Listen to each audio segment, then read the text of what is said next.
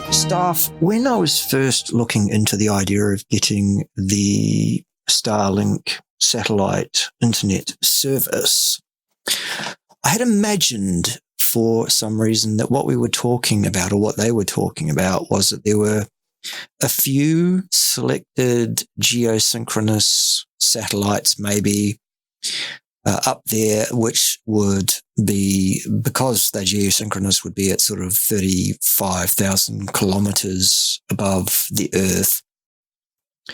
And as such, the latency would be a problem for streaming of video, etc. And I never really looked into it seriously. I did recently speak to quite a few people when I said, look, I'm having trouble with my land-based internet service provider. It's copper wire. It's not particularly reliable.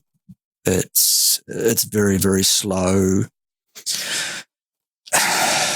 The company itself seems to know nothing whatsoever about service. But I looked into the Starlink thing when a few people said to me, look, the Starlink thing works really well and you get really good speed off it, etc., etc. It's very reliable. There's no ground-based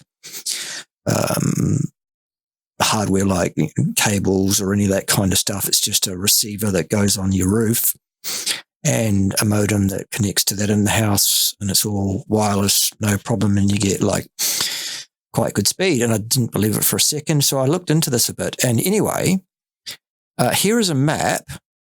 I'll just show you a map of what we're actually dealing with the Starlink satellite network, which is the satellites floating around planet Earth as we speak. It's not a few geosynchronous satellites at 34,000 kilometers. It's a network of satellites which are much, much closer, which zoom around the Earth. Therefore, they're more like 500 kilometers up, and the latency is not a problem.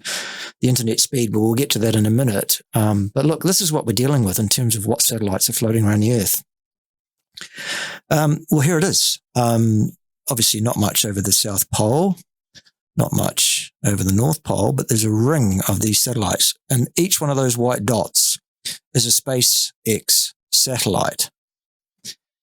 And there are 35,000 of these things, apparently, and more every month are launched by Mr. Musk and his crew, and they're putting together this enormous network of satellites. Let's look at where I'm in New Zealand here.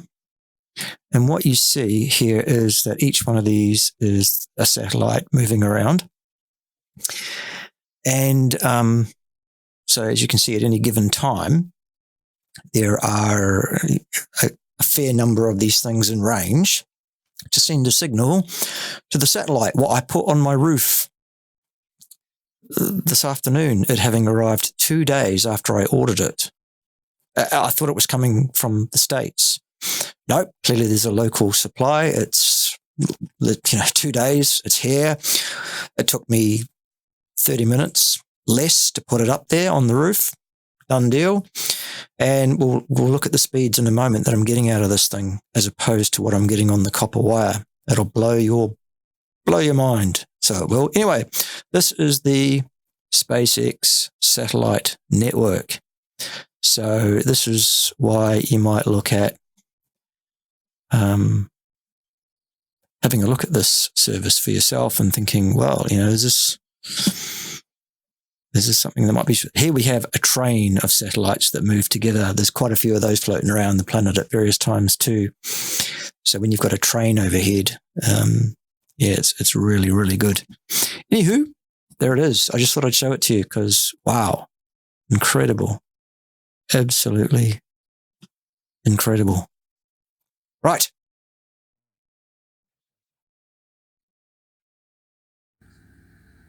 Well, good morning, everybody. Good morning, Snoozy.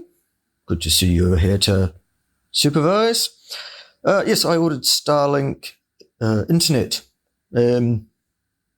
on the 10th of the month. It is now the 12th of the month. Here it is. Arrived. Here is the unboxing. Da-da-da-da. Da-da-da-da. Da-da-da-da. What's this then? All right, so that seems to be a bit of packaging. Nothing in it, I don't think. Let's see what's in here, if anything. Nope, just packaging. Okay, so here we have the standard foot that comes with it. I've got another roof-mounted thing on order, but that's what you get for now.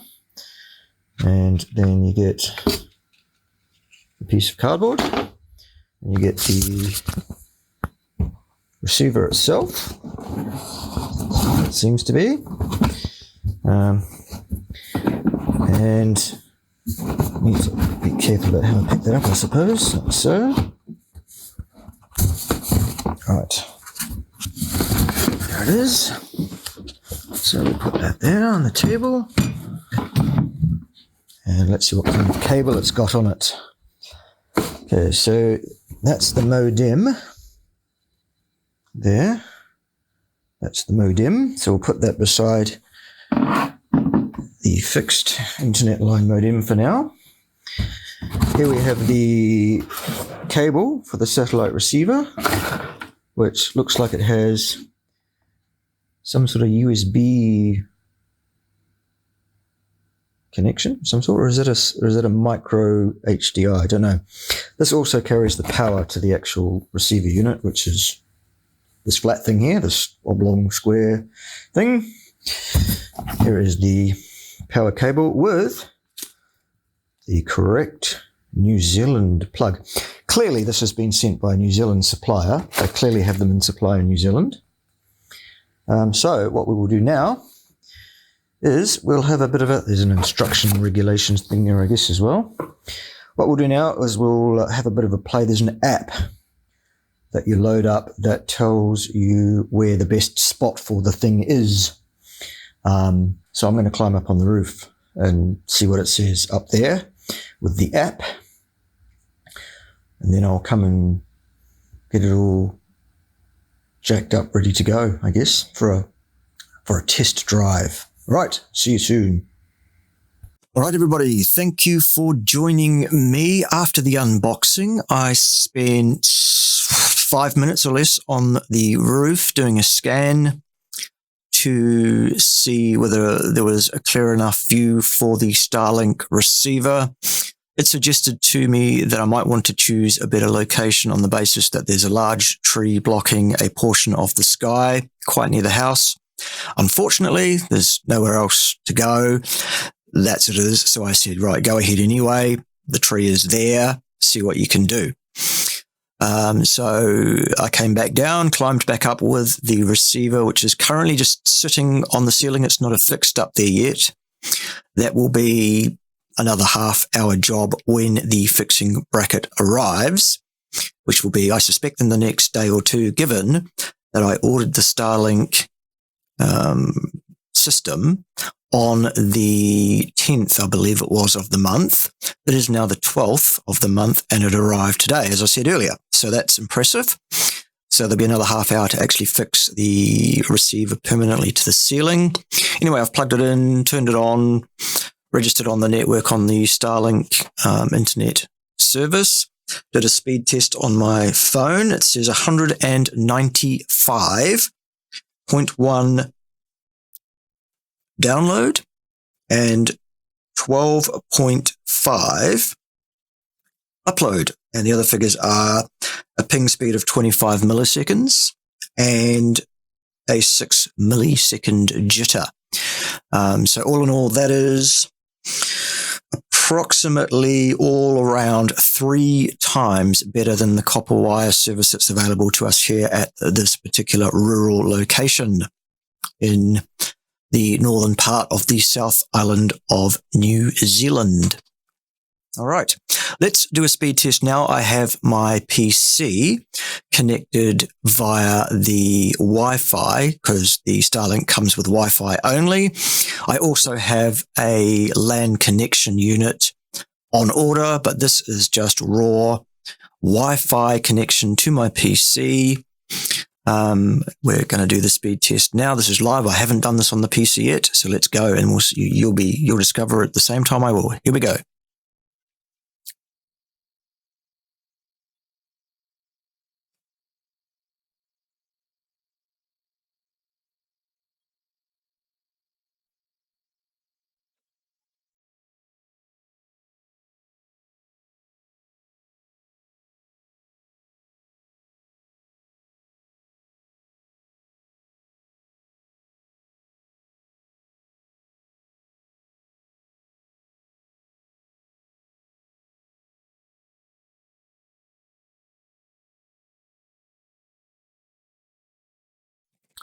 All right, so this is the speed test on my fixed copper wire connection, 85.91 down, 28.08 up with,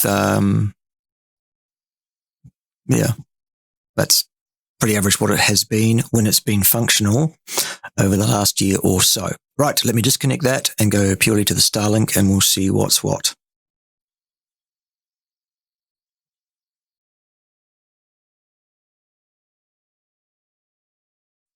All right, so the LAN connection is disconnected. The fixed copper wire connection is disconnected.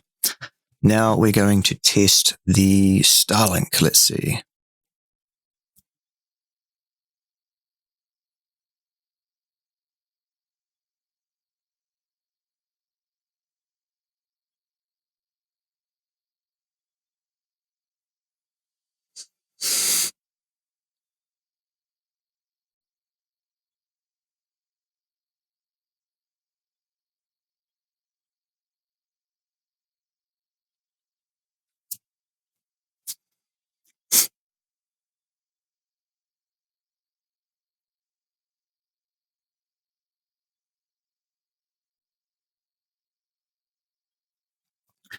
Right, so we have 155.49 down, and we have 16.8 up.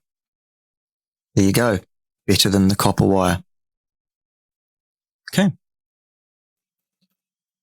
Okie dokie, this is test number 2, 171.55 up and 17.56 down. A few minutes later. Apparently it can take several weeks to stabilize and optimize even, so there you go. Pretty good. Happy with that so far. Right, let's check out the speed of this thing. I've just done a test, as you can see. Let's try the Starlink test again. This is test number, I don't know, 2 or 3, whatever it is. Right, go.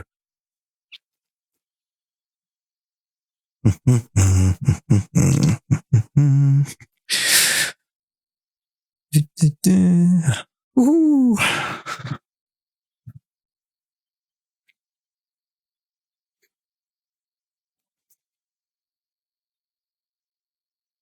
Ooh. 274.62 down.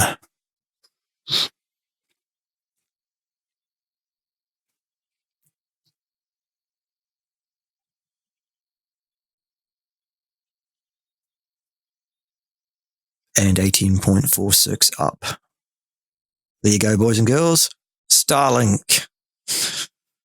Much better than copper wire, which is all we can get here otherwise. Sold. See you next time. Ciao.